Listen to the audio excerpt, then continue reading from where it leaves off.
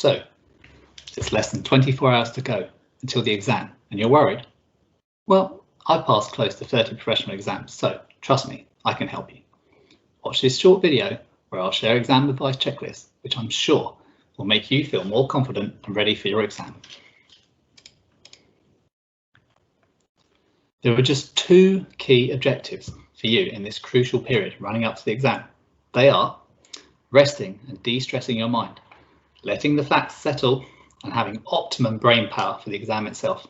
And two, having the toolkit to pass the exam, which means knowing what the examiner is looking for and therefore how to maximise the marks you score in the time available. So, what do we need to do in the next 24 hours to ensure we have optimum brain power for the exam itself?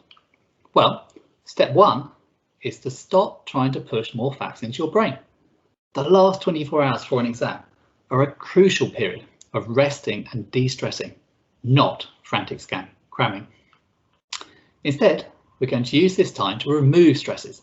So we're going to ensure we have everything we need for the exam, for example, where to go if in person, how to log onto the website if virtual, make sure we've got all the stationery we need. We're going to get out for a well-being walk to take our minds completely off the exams. Personally, I'd say avoid a well-being run though, as it's more tiring and it lasts less long. So you'll be back before you know it. We're going to call our friends and family, but only those who don't care that it's exam fortnight. We're going to want a healthy dinner and a healthy breakfast in the last 24 hours. And we're going to want a lot of snacks for the exam itself. So we probably need to go shopping as well today. Talking of snacks, we do not want to get thirsty or have an energy drop during our long exam. So we need at least one bottle of water, preferably two. We want slow release energy snacks like nuts, satsumas. Might want one fast release snack like a chocolate bar or energy drink to push us through the final 30 minutes, but not before. Avoid stimulants. We want a good night's sleep and a steady head in the exam room. So don't do anything that might mess with our brains. Lastly, we want a chilled out evening and a good night's sleep. Don't go to bed super early. Just follow your normal routine. Wake up refreshed and ready to go. Be careful you don't oversleep though, or do anything which means you're rushing to the exam. Remember, we want to be nice and calm and stress-free for our optimal performance. In terms of the toolkit, exams are a test of your knowledge, but they're also heavily biased to those people with good exam technique. And to me, that good exam technique comes in 3 stages: planning, answering and checking. Miss out any one of these stages and you massively reduce your chances of passing. First things first, planning. If, say, you have 180 minutes, 3 hours to get 100 marks, then you need to set a time budget for each question. In this case, I'd go for 1.5 minutes per mark to allow time for planning and checking, and then I'd stick to it. When it comes to answering, it's fundamentally important never to do the questions in the given order. We want to get our brains warmed up with some short, relatively easy questions before then racking up the marks on the long, easy questions. Then we can hit the long, hard questions, which hopefully with our brains at full speed are not as hard as we thought, and then finally finish with the short, hard questions. As a basic principle, it's much easier to get the first half of the marks on a question than the second half. So it never makes sense to run over on a question. Instead, if your allocated time's up, leave space to come back and move on to the next question. Examiners have clear marking schedules and will allocate marks for each point you make. In the actual exams, that's often a half mark per point made.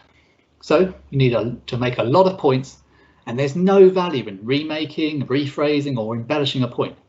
Make your point succinctly and then move on to the next one. Bullet points are really helpful to avoid superfluous text around the valuable point you want to score marks. Obviously, not answering the question is going to mean you miss the marking schedule completely. So read the question very carefully and especially take note of the active words such as list, compare, state, contrast, describe, explain, and then do exactly what is asked for. Note the number of marks as an indication of how much time you should spend and how much you should write. If you find you're not able to come up with enough points, then you probably aren't stating the obvious. There are often many leading parts of the question which can be repeated back to the examiners as an obvious but equally valid point. For example, this is a large company, so this is a new test, so this is a profitable scheme, so don't miss these freebies. But also make sure you put in the bit after the so. It's particularly true in the actuarial exams that mathsy questions exist which require enormous numbers of calculations to get the marks available. These are time traps, best left to the last and under careful time control. Don't be that person who spends half the exam bashing away at their calculator with just a fifth of the marks available. Your final stage is ensuring that you leave time to check your answers at the end, as well as adding points to questions which you ran out of time on earlier. Again, with your brain purring, you often find inspiration for new points on those old questions at the end. And if you have bad handwriting like me, then rewrite anything which could be hard to read. You want to make it easy for the marker to reward you. That's another reason for leaving lots of white space in your exam script, and also for underlining key points, particularly the end result of mathematical calculations. Given all the crucial extra points you can gather at the end by checking, correcting and adding points, it's clear you should never ever leave the exam early. There's nothing you have better to do in this last half an hour, so use that time wisely. And never come out of the exam room into a gloomy conversation about how it went. We all make mistakes, but remember, the pass mark is never 100%, so pat yourself on the back for all your hard work, and then go order your next course. This is a marathon, not a sprint, and we want to be in the studying routine. It's much harder to restart studying than to never stop, so keep up the pace and you'll be through these exams before you know it. I really hope you found this helpful. Good luck in the exam room. You can do this.